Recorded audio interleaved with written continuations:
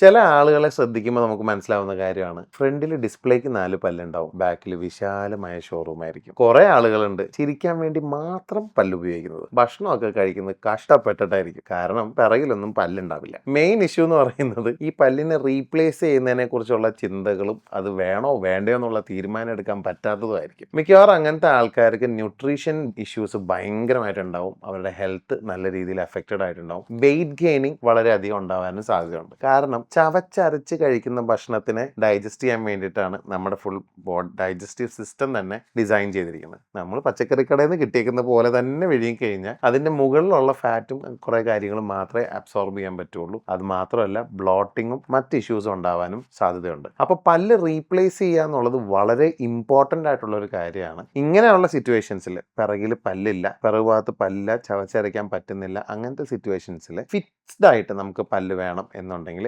ഏറ്റവും നല്ല ഒരു ഓപ്ഷൻ എന്ന് പറയുന്നത് ഇംപ്ലാന്റ്സ് ആണ്. ഇംപ്ലാന്റ്സ് ഉപയോഗിച്ചുകൊണ്ട് ഒന്നിലധികം പല്ലുകളോ അല്ലെങ്കിൽ ഫുൾ ആർച്ചായിട്ടോ നമുക്ക് പല്ലുകൾ റീപ്ലേസ് ചെയ്യാം.